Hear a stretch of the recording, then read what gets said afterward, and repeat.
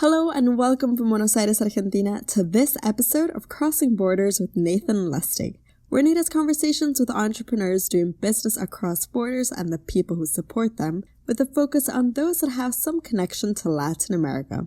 My name is Josefina Dominguez and I am an editor for LatimList, a proud sponsor of the Crossing Borders podcast. Sign up for weekly updates on latimlist.com to get a summary of the week's biggest headlines in Latin American tech news. Nate's guest today is Gonzalo Blanco, co-founder of Quansa, a corporate benefits SaaS platform that focuses on improving employees' financial health. Quansa is also a Magma portfolio company, part of Magma's Fund 3. They talk about how the incentives in financial products in LATAM are oftentimes misaligned with the real needs of the client and what Quansa is doing to help employees make better financial decisions. They also talk about Quansa's fundraising process, having raised money from US and LATAM investors, and what it was like going through the Pear accelerator. We hope you enjoy this conversation with Gonzalo Blanco.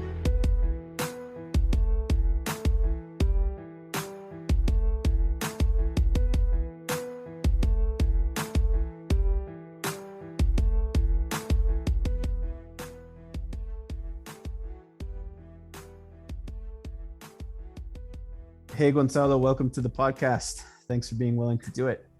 Hey, Nate. Sure. It's a pleasure and an honor. Where are you in the world today? Pinheiros in Sao Paulo. We opened our office a couple of weeks ago. So extremely happy to be finally co-located with at least some of the people in our team. So tell me a little bit about Quansa. What are you guys doing? Sure. So Quansa is born out of the frustration that both Mafalda, my co-founder, and I have been boiling up over the years. We're frustrated about financial decisions for simple people, typical people, not just people who are into sophisticated investment, but like your average employee in an average place in Latin America. That's the place that we know. And we're frustrated because people are alone, get these decisions wrong. They improvise, they don't have advice. And it's so relevant and it's so impactful. And it affects people both tangibly, financially. So a lot of money is overspent on bad financial choices and also emotionally. And it just basically prevents them from developing.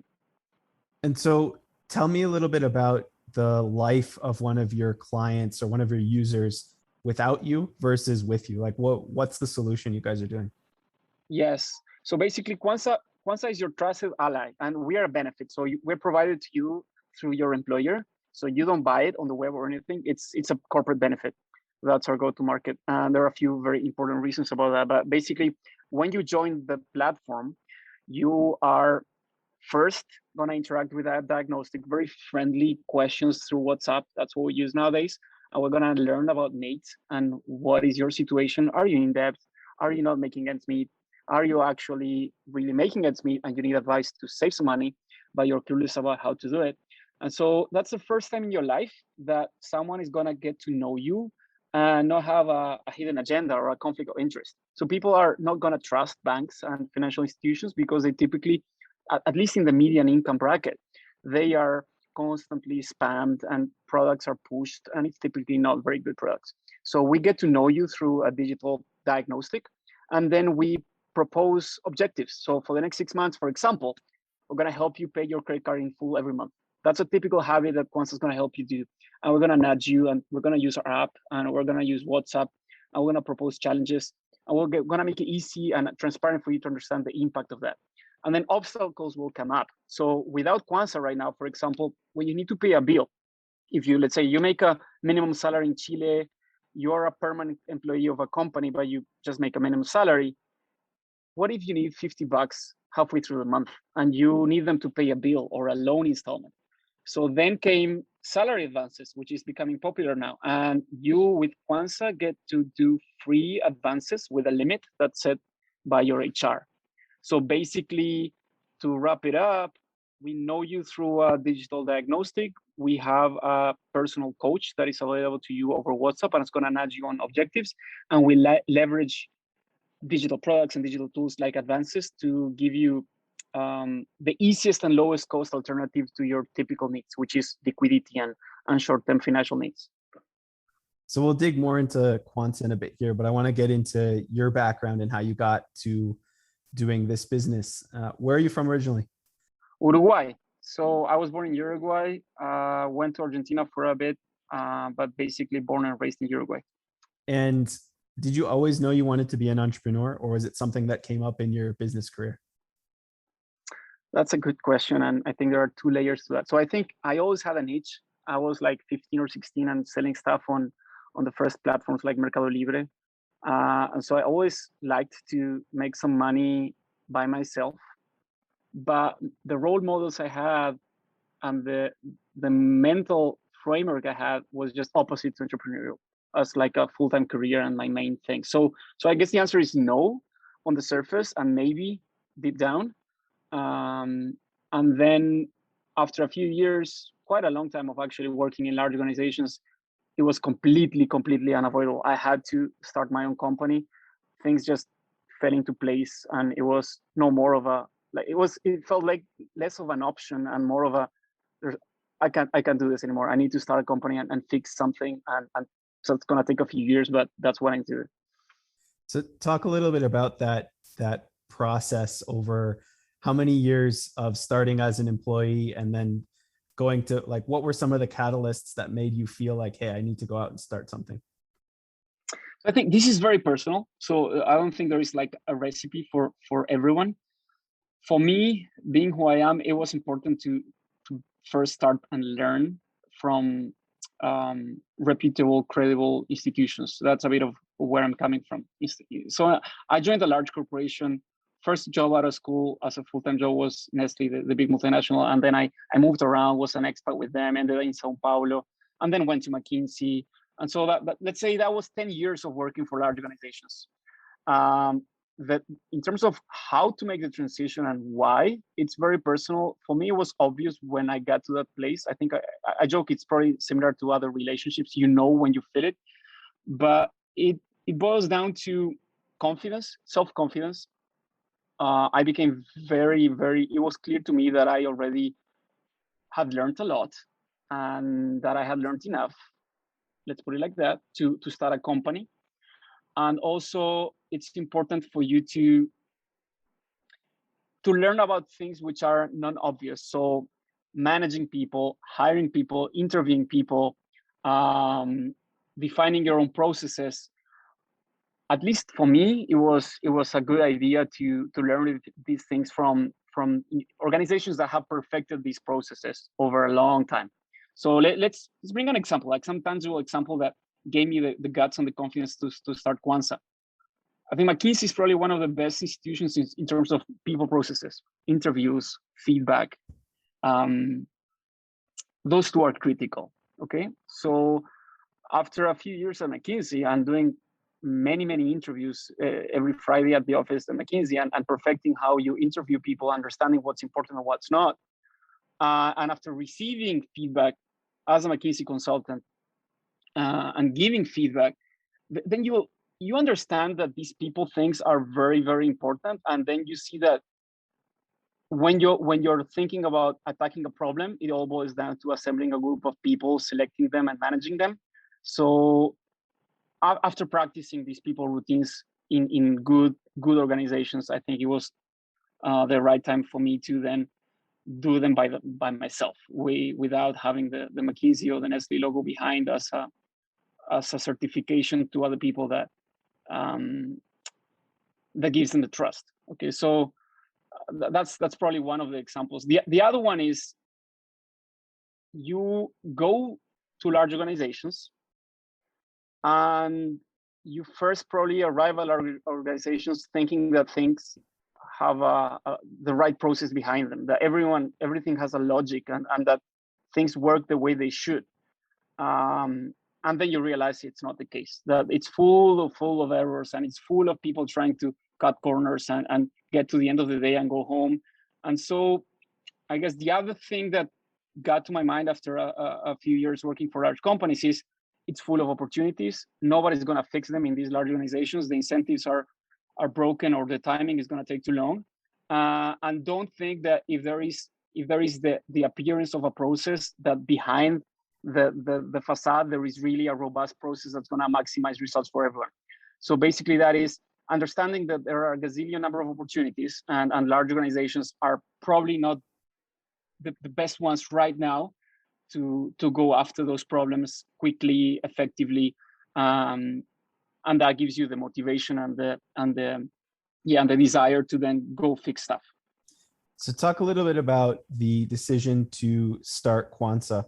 Why this business rather than any other problem you could be solving out there, and why this team? Yeah. So Mafalda and me, we both met in a plane from Bariloche to Buenos Aires, coming back from a McKinsey retreat. And we spent the first 2 hours since we first met talking about financial health and the impact of these decisions and how people get it wrong. And Mafalda had helped Scotiabank in Peru build their financial education program in the slums, in the favelas, in the comunidades around Lima. I was trying to organize an NGO-like group inside McKinsey in Chile to help pro bono, help institutions, amongst other things, with financial education so that people are empowered and can take control of their lives. So we share this frustration. The reason I think it's important for me to insist that when you choose a company, probably it's because you have a frustration of something that you want to fix. So for us, it's very much like that. Mafalda and I have been for years talking about this problem, how people get it wrong. And Quansa is just the consequence of many conversations, many attempts, many failed attempts before Quansa to tackle this problem. So it's a very personal frustration. And since I'm 15 years old or something like that, I'm the kind of person that bugs friends and acquaintances. I can't believe you use that financial product. I can't believe that you have an account with that bank. I can't believe you don't pay your credit card in full.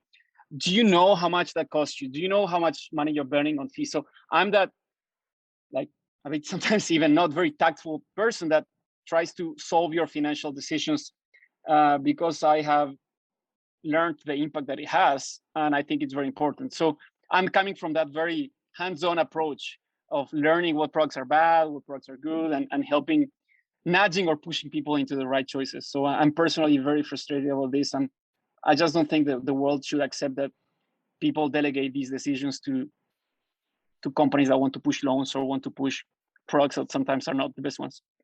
So going into Quansa again is from the angle of the current solutions available to workers and like the state of their financial health and education. You said basically, people who maybe have bad incentives or are giving them bad advice. What's like some of the worst abuses you've seen of people either taking bad loans or taking bad advice? And you don't have to name names of companies or companies. Yeah, no. But like it's again not a function of individuals inside companies. It's a function of incentives in large organizations, and there are many well-known scandals. But basically, what happens in many of our countries in Latin America is people don't even buy things when you are talking with, when you're talking about financial institutions. Sometimes it's even set up for you as a default. So maybe you don't know, and you're paying a fee for an insurance product that you didn't sign up for, or for a loan that you never bought, and it's actually already installed as part of your account or the arrangement that you got yourself into. So an example is, and this is very well known in Brazil, let's say payroll deducted loans, a typical example of something that's sold to you even without your consent. So let's say some of our users in Brazil have got burned by getting deductions at the end of the month on their payroll because they clicked on the wrong button on a website after clicking on an email. And basically they started seeing 10% of the payslip go to, or 20% of the payslip go to a loan. And so you tell me, how does that happen? Well, let's say I'm pushing you a payroll loan. I say, do you want to take this much money? And in the fine print, this is a loan that's going to be deducted from the payroll, and we have an agreement with your employer. And so you see a deposit of maybe 1,000,000 pesos or 1,000 reais, and then we're going to take money every month at the end of the month out of your payslip. And you don't know about the interest rate, you don't know about fees, you don't know about other insurance products that are like cross-sold to you. And so companies need to look at the incentives, and people need to look at the incentives. And when you look at financial products for minimum salary earners, typically those incentives are not aligned. Yeah, we had something with one of our employees in Chile who, I think it was like a friend of somebody who was a company that we had invested in, referred this insurance salesperson to our employee. And she at the time wasn't super sophisticated on the financial, basically making decisions for herself. And they put her in like basically like a whole life insurance policy where the fees that were coming out of it, she had put money away for like 6 months in a row, but it was actually lower than she had lost money because she had to pay all these fees. And she finally, we looked at it and we're like, no, this is crazy. You're like, in your 30s, you don't need a whole life insurance plan. You need to like invest in normal, right? So those are the types of things for people that are not in LATAM, probably don't understand like the abuses that happen. Mostly not very often from bad actors, right? Most of the time it's just bad incentives. And even yes, that's so true when you look at like savings products, but even a product that many people have, like a credit card, if you look at the PDF that you get every month, and if you look at like critically, like from a design perspective, typically with most banks, what happens is the field that's highlighted is not the total amount that you should pay, is the minimum that you can get away with paying. So it's not just like the way products are designed, but the way they're communicated. So I'm bringing this up with the credit card because today we were helping a user. I was doing like once a week, I do these coaching calls myself.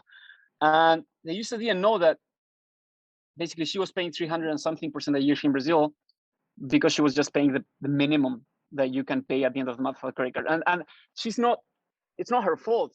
The PDF and the paper that you get at the end of the month at home, they highlight the minimum. So the total amount is in a lower, like smaller text. So it's all over the place. And it's nobody's fault. It's the incentives. And Quansa as a corporate benefit is a function of we understanding that probably the only institution that is incentivized besides the family of these individuals, incentivized to nudge them and help them to make the right choices, is their employer. So like banks and financial institutions should have an incentive for you to buy their products. Companies have an incentive for you to be healthy physically and also financially. And so that's why Quansa is a corporate benefit and it's not just a B2C product. One of the things that I would love somebody to do, I've been trying to give this idea away for like 5 years, is taking those agreements that you sign when you get a credit card or cable TV or a cell phone and translating that into, the 5 bullet points that any person with a high school education can understand, because it's so complicated. I mean, the US ones are complicated too, but the LATAM ones are even more complicated because they're written in like formal Spanish that most people would never use on a day-to-day basis. Like I think you could do something amazing with that, because the lack of information and like the opacity of that. I think it would just be awesome. I think I agree. And I would take it even further level. I think even if you have it like that, many people will not look at it. And so the problem is akin to food and the labels. And you can put like traffic lights. So then you ask me, okay, so then what do you do? And basically what we think the world needs, and that's why Quansa is the lowest cost alternative for you to have someone next to you, nudging you in the right direction. And so basically that's what Quansa is. We take that away from you. You don't even need to look at that. So we scan the market and we know which products are the best ones. And it's not just one. So imagine credit cards. So what is a good product for me, for these needs that I have? You shouldn't even need to decide that by yourself.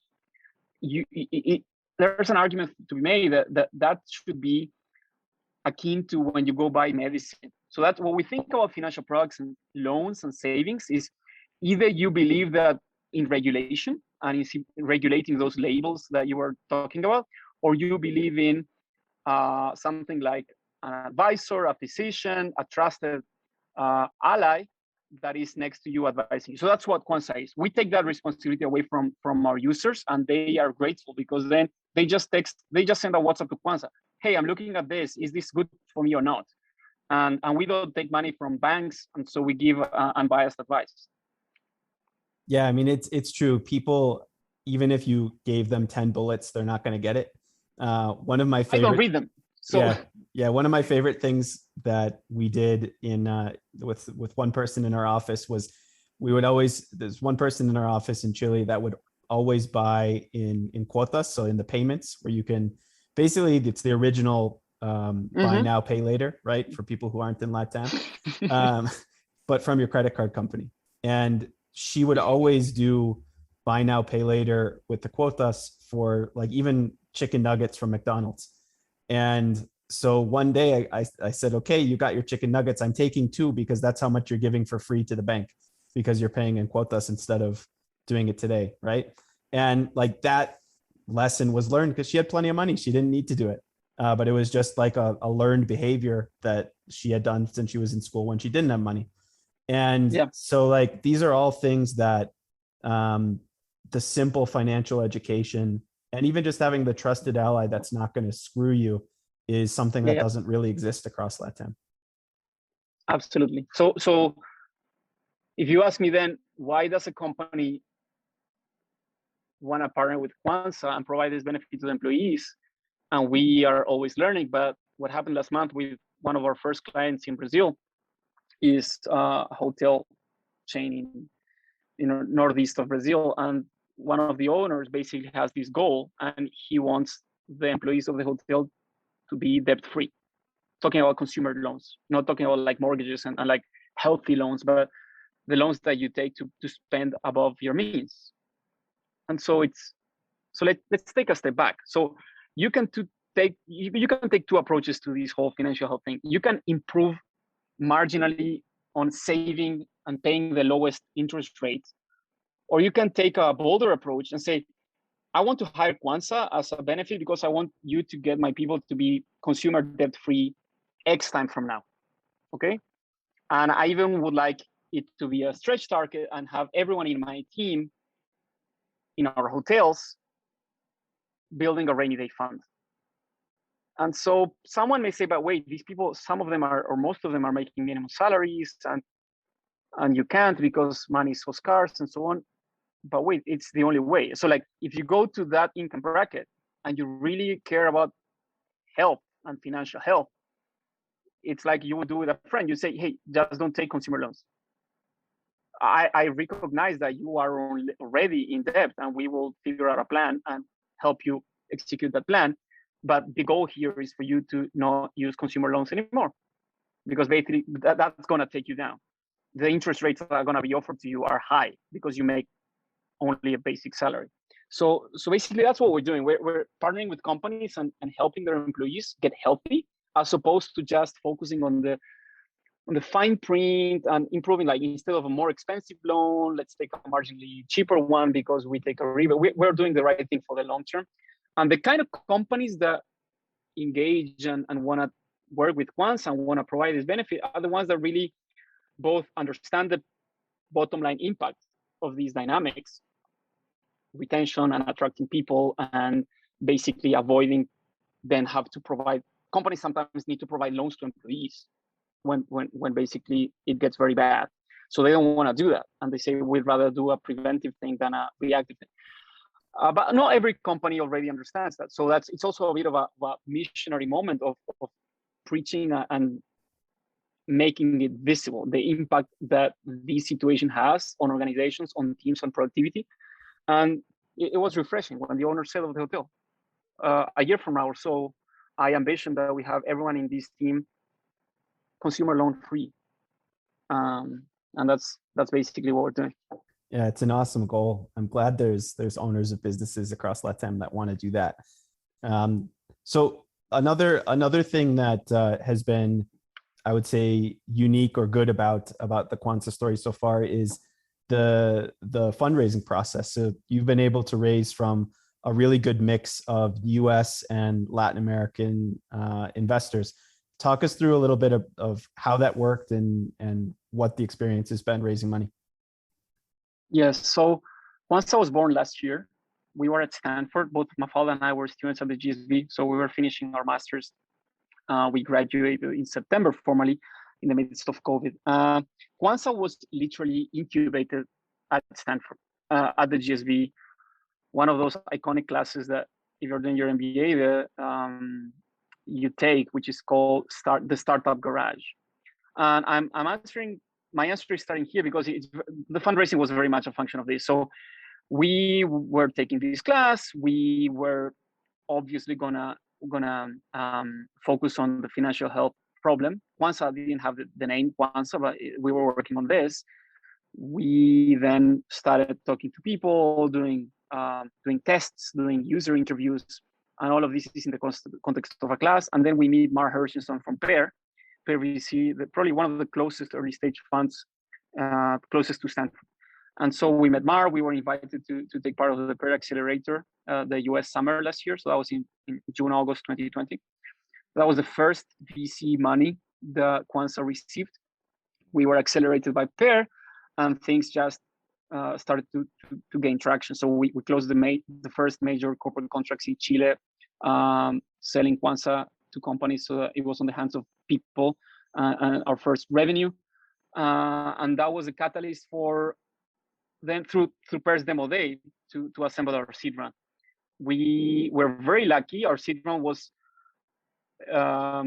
designed for our Brazilian launch. So Quansa was always thought when we were at school, we said let's do pilots in Chile, but this is going to go for Brazil. So like our market strategy was always focused on Brazil. And so our seed round was a function of our Brazil strategy. And then Valor Capital Group, which is one of we think the best partner that you could have in terms of on the ground support and network in Brazil. Canary, the best pure early stage fund. Norte, which is a boutique fund, which is basically angels. It's a network of angels and entrepreneurs. Magma, basically the key VCs that took part in a round, and angels. So angels from LATAM, in Brazil, the Guppy team, the Volanti founders, one of the founders of Novi Novi, the first Brazilian unicorn, US founders who were in our network. So basically a great team that we designed carefully right after the Pear demo day. And we were lucky, we got interest and we started working with these teams, and it's been extremely helpful. It's smart money in its truest form. So if you could go back to when you were just thinking about leaving the big company to go out and you want to start something and start solving problems, knowing everything you know today, what advice would you give yourself? My advice to myself, that's a good question. Let me think for a second. It's about what motivates you. My advice would be to basically look at my inner scorecard instead of my outer scorecard. I guess the key thing that I would tell myself, and I didn't see it like this in the past, is basically to focus on the things that matter to you as much as you can. And this sounds very, very fluffy, I know, but it boils down to focusing on what motivates you and get rid of external expectations. So I think every founder is probably only obsessed about internal motivations and not about external motivations. The good founders I know are not building companies to make easy money or quick money or to maximize the NPV of that. So it's about working at things that you care about. And that would be my advice to myself. Like, give yourself the permission to work on stuff that motivates you. It took me some time. I think there's no need to rush it up, but that's the advice that would be helpful to me, because it would give me the courage and the confidence coming from a trusted advisor that maybe I should entertain those thoughts and dig deeper into those motivations. I think that's really good advice. Do you have any books, blogs, or podcasts you like to recommend to people, whether they're about startups or just life in general? Yeah, Twitter is great. I was skeptical of Twitter in the beginning because it may take your time away if you're not very careful. But so Naval is an obvious choice. I'm also listening to his snippets on audio. I guess in terms of more general advice for entrepreneurs, Startup School is an awesome resource. In terms of less obvious resources, and again, going back to this, what motivation and mental models, Farnham Street is a good blog I recommend. And all older people like Charlie Munger or Warren Buffett also have been influential to me, not in terms of like, hey, you should go make money, but about how you think about people decisions, how you pay a lot of attention to people decisions, and also about these inner scorecard versus outer scorecard. So I would say, yeah, Google up Farnham Street, learn about inner scorecard versus outer scorecard, maybe read Charlie Munger's books. There's a couple of good ones, and take it from there. Yeah, those are all really good advice. I think Farnham Street, whether it's the blog or the podcast, is really, really good.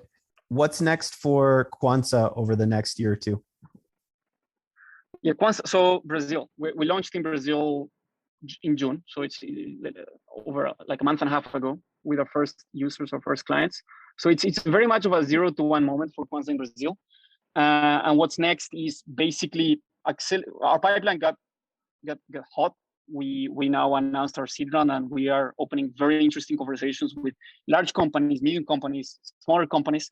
So it's a moment of impact. It's a moment of creating success stories in these different brackets of medium, small, large companies. So what I mean by that is in the next 6-12 months, we are launching pilots, starting to work, put the benefit on the hands of real people out there in Brazil, and proving how much money we can save these people, basically. So that's what's next for Quansa in Brazil. And in terms of more tangible targets and metrics, is we are doubling the team. So we are 10 people right now. So that will go to at least 20 by the end of the year. And there's a heavy bias to Brazil, but also open positions in other places. Chile, for example, we are targeting Chile as a key place to hire talent. And in terms of clients, at the end of 2022, we want to be on the hands of 100,000 employees in Brazil. So what we're solving for, and the size of our ambition, is Quansa should have at least 100,000 people benefiting from the benefit at the end of next year. And so that then influences the kind of companies that we talk to and the kind of success stories and pilots that we start to implement. So I have one last question that we may or may not use. We may cut it out at the end, but we talked before about one of the unsung heroes of Magma, which is my partner, Francisco. Talk a little bit about what he's done to help Quansa so far. Yeah, so Magma, I've been following Magma for a long time, even before I started formally working on Quansa. And Magma is home to some individuals that are extremely hands-on and helpful and motivated to help in the early stages with kind of everything that you may want to. So, for example, Francisco Sáenz, who is in Chile and is part of the Magma team, is extremely well-connected, extremely down-to-earth, extremely hands-on person that is basically willing to leverage all the resources that he has access to help change the world for good. Through helping one of the portfolio companies. So when we thought about Magma at the beginning and partnering, we had some expectations, but we didn't know Francisco, for example, and he's one of the people that have made it so that Magma has exceeded expectations in terms of what they can do to help us. So hiring, biz dev, interest to clients, interest to potential investors, interest to partners like banking partners, providers of debt facilities. Francisco Sáenz, for example, is one of those people that you want on your team. So that's a key benefit to being part of the Magma family. And I really appreciate it. And it's going to be awesome to continue to work with you guys as you continue to build out that vision. I mean, I can't wait for a world where all of the employees across LATAM have access to good financial information and good advice. It would make LATAM a much, much better place. So it's going to be fun to continue to help you and watch you execute as you go forward. Absolutely, Nate. And thanks for this chat. Looking forward to the next one a couple years from now when we hit those milestones. For sure. Thanks again for listening to this episode of Crossing Borders with our guest Gonzalo Blanco. And thank you to Angel Andraca for producing this podcast. If you enjoyed this episode, please share with a friend and give us a rating on iTunes or wherever you listen to podcasts. It's the best way to share what's going on in Latin America's ecosystem.